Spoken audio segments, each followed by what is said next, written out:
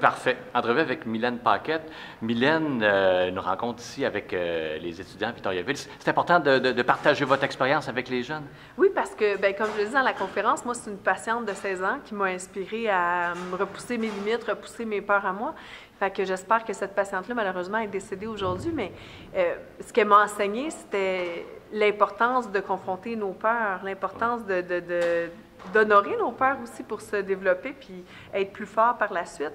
Donc, de transmettre ces valeurs-là à des jeunes qui peut-être un jour vont rencontrer des difficultés, bien sûrement des difficultés, mais peut-être la maladie, donc qui s'inspirent de ça pour plus tard, pour des défis qu'ils vont avoir à relever eux-mêmes. Donc, c'est pour ça que c'est important pour moi. Qu'est-ce que vous souhaitez particulièrement que les jeunes retiennent de votre message? De la conférence, que je veux qu'ils retiennent le plus possible, c'est qu'on a juste du contrôle sur notre attitude. C'est la seule chose sur laquelle on a de l'ascendant, on a du contrôle. Donc, tu sais, s'ils sont dans un moment pénible, difficile, ou ils se sentent négatifs, qu'ils se rappellent de ça. OK, bien, la seule chose sur laquelle j'ai du contrôle, c'est l'attitude, pas sur mes amis, pas sur ce qu'ils pensent, pas sur mon copain, mon conjoint, ma blonde, mon chum. La seule chose sur laquelle on a du contrôle, c'est ça. Donc, se ramener à la base de ça, je pense que c'est excusez pour la cloche. Vous allez bien entendre quand même. Oui, il n'y a pas de problème. C'est bon.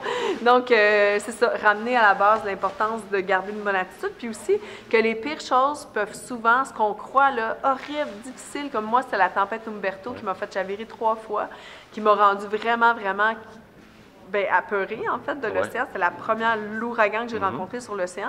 Mais c'est la chose qui m'a emmenée le plus durant la traversée. C'est la chose qui m'a fait rencontrer le Queen Mary 2. Donc, des fois, on dit souvent que les choses nous enlèvent, les événements nous enlèvent quelque chose. On regarde souvent le côté négatif des choses. Puis dans mon cas, le Umberto m'a emmené la chose la plus grandiose de la traversée, rencontrer 3500 passagers comme ça, en plein milieu de l'océan.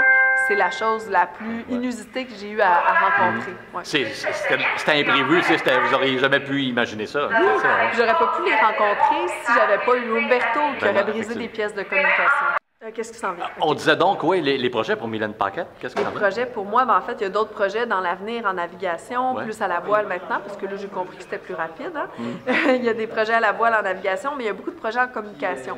Là, on est en train de travailler sur en fait, c'est pas une conférence, mais c'est un documentaire scénique, donc un documentaire mis en scène. Je suis sur scène à partager mon aventure, mais pas vraiment sous la forme d'une conférence. Alors, c'est une immersion graphique, son et lumière, une immersion vraiment dans le Hermel avec moi, dans les émotions que j'ai ressenties pendant la traversée.